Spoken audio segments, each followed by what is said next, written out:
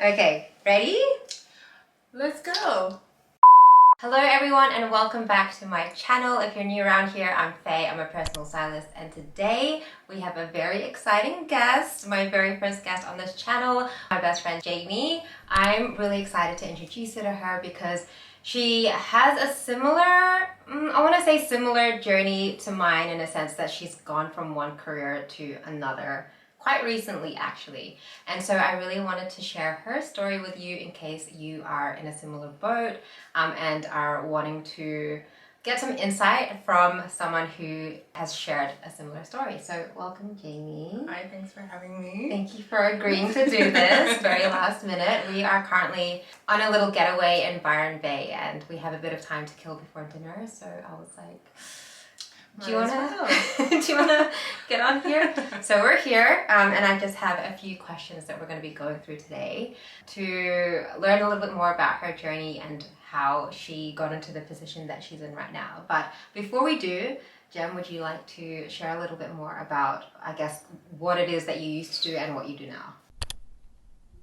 So for 12 years, I was a chartered accountant at a finance company, and come the end of May, I've quit my job, I've taken my leave and my savings, and I've actually put a lot of effort into my business, which I had been running for the last couple of years, but without much effort or without much time to put into it significantly. So I'm taking a break, a career break from my accounting job, and I'm trying to focus on what was a side gig and is now my full-time at the moment.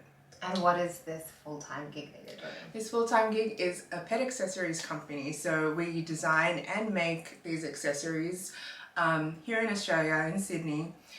We manufacture some overseas, but a lot of it is made and designed in Australia. And yeah, pet accessories company. Which is, you guys, she's so talented. She does a lot of the work herself, which I think is incredible. And so to have been able to balance that with a full-time gig, like a really high position, I think was, I mean, it sounds crazy now to think about it, but it's definitely what she did for a very long time. So, I mean, I'm excited that she has taken the leap and has joined the entrepreneurial world, and I'm excited to know what you are going to be up to in the future. So you were doing your side gig for the last few years, since 2019, and you said that you became full-time in June this year, which is very recently. Yeah. What, I guess, was the turning point for you to think, you know what, like, I don't want to do 9 to 5 anymore, I want to focus on my business full-time? So the whole turning point for me was, I don't think I was feeling very satisfied in my current career in terms of, I was just quite stagnant. I had finished a major project for the company that I was working for, and I guess there was no progress, or I guess, I don't know, like... You were progressing, though. I was You were progressing, but I wanted more. There was that feeling behind me or somewhere in my mind that I wanted a bit more. I wanted to challenge myself, and that's why I started the business in the first place. I was still working my accounting job, but I needed something creative and a challenge to work on, and that just so happened to be a pet accessories business, and no way in my life would I have thought that pet accessories or dogs or animals would be my next path. I mean, it helps. She has 2 pups, and they're adorable. Yeah. And I think that, you know, they're the main inspiration. Literally, yeah.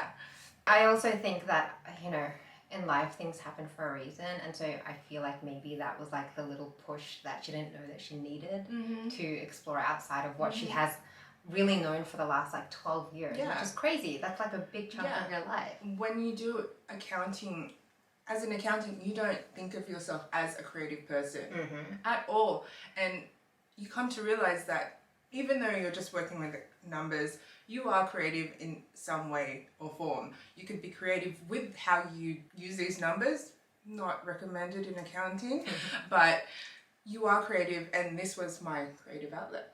Yeah. Leaving a career of 12 years, I can only imagine. I left my career 8 years later, so taking that leap after 12 years is massive. I've already told you how proud I am for you even building up the courage to do that and for taking the action. But I want to know, more importantly, during the process of you making that decision, were there any fears or hesitations around that? Like, what was going through your mind? When you change, there's always hesitation and fears, and before you actually do take the leap, there are things that someone in their 30s has to take into account. So I have a mortgage, I have bills like everyone else, so money was definitely something that I had to contend with. And also convincing my family, because I come from an Asian background and parents who are in the boomers kind of era. And so what I found that with boomers, they value hard work, a good education and a stable job. And especially immigrant boomers who did not have that opportunity to get a great education and have a stable job, in most cases, they want that for their children. And so I think appeasing their concerns was also another major issue for me, where leaving a stable, good paying job to go and do a dog accessories business was just like beyond. And it's like, that's great as a side business, but if you're gonna leave your stable job with a good money and a career where it's not gonna fail, it's quite stable, to go to something that you've never done before, it's a bizarre concept for a lot of people. And not only that, it's like, I've never been a business person before, and the fact that one person had called me a businesswoman at one point in my life, and I was like, oh yeah, I am a businesswoman, but I never thought of myself as that. It was just me trying to create something that I love and give it to people who want my products. You have to think about business issues and how to create a business, like what goes into making a business successful. Yeah, and I think everything that you mentioned, relatable. And I think there are so many people who are in the same boat. There are so many parents who, like, just the idea of quitting a very stable, secure job and then just kind of being free with no real backup plan is like a scary idea. Yeah. So the fact that you were able to even just overcome those fears and those hurdles, and maybe we're still in the process of convincing our parents, but I think as the more they see us happy and I guess successful, right? Yeah. The more it validates our decision, and then they're parents at the end of the day. They just want us to be happy. So. Yeah, and we're lucky to have a 100%. very supportive family and friends and partners who do believe that you... In us, in us, and the fact that you are a capable person who is able to succeed in whatever you do.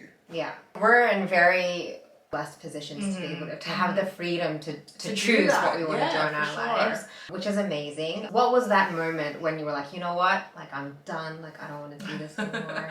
Was there a moment? I don't think there was a defining moment. It was more like a back and forth. Do I want to do this? I want to do this. I don't want to do this. I'm scared. My mind went back and forth. And I think when you go through COVID, everyone went through COVID. I guess everyone hates talking about COVID, but for me, I felt very stagnant in their enclosed environment, and you sort of are left to your own thoughts and feelings of, am I doing the right thing with my life? And I guess for me, I went through a little bit, like the way that everyone went through a little bit during that time, and I really evaluated what I was doing with my life. Am I 100% enjoying this? Yes, I get some joy in completing a task. I get the joy in doing my job correctly and being good at my job. That's not to say that I wasn't good at my job, but I wanted more. And there was that I needed a challenge. And this year we did the Dog Lovers show, and so we were invited to do that, and there was no way I was going to be able to prepare for that and have a 9 to 5 Monday to Friday job, and then having to commute and travel X amount of hours during the day, you just don't have the time. So I took this opportunity, this invitation, and ran with it. So the Dog Lovers show was in August. I had June and July to prepare for it, and she smashed it. Yeah. I'd like to think that it was a success, and happy to have been there, and happy to be invited, and it's opened a lot of doors, and hopefully we just keep going. Yeah. Onwards and upwards. Yeah. What are you most excited about for the future of your business? What am I most excited about? I mean, we're always coming up with new and creative ideas. Like, I think when I was working a full-time job, I just didn't have the time to bring ideas into fruition.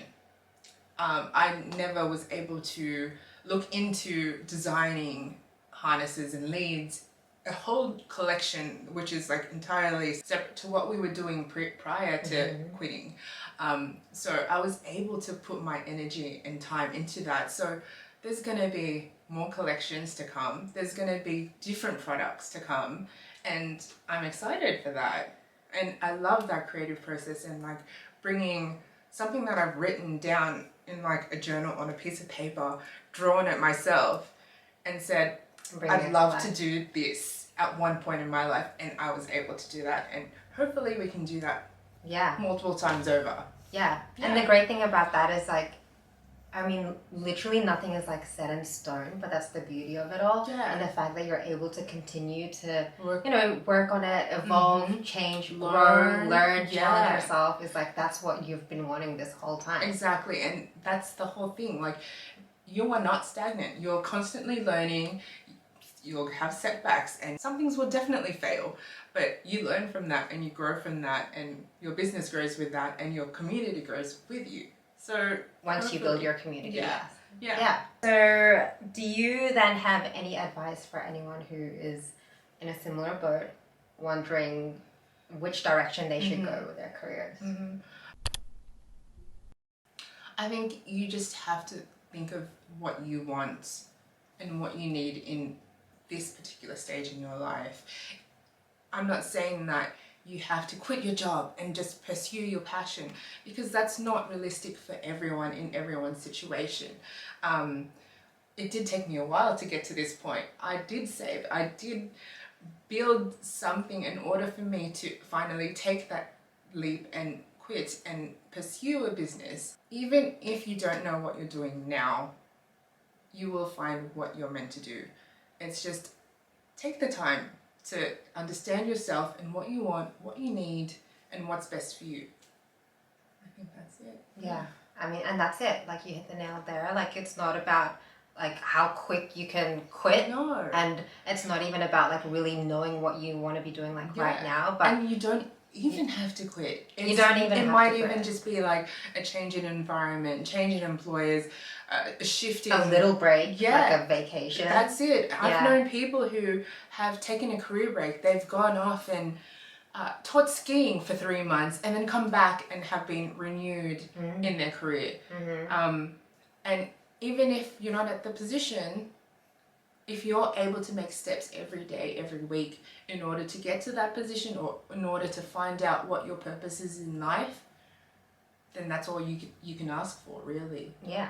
Yeah. But the key is to just like take that time for yourself. Don't ignore that feeling if that's what you're feeling. That's it. Because like that's the worst thing you can do, because then you will just end up stagnant. I'm growing as a person, as opposed to not growing in a position where feeling it stuck. It wasn't ideal for me. Exactly. And that's not to say that I won't go back to accounting.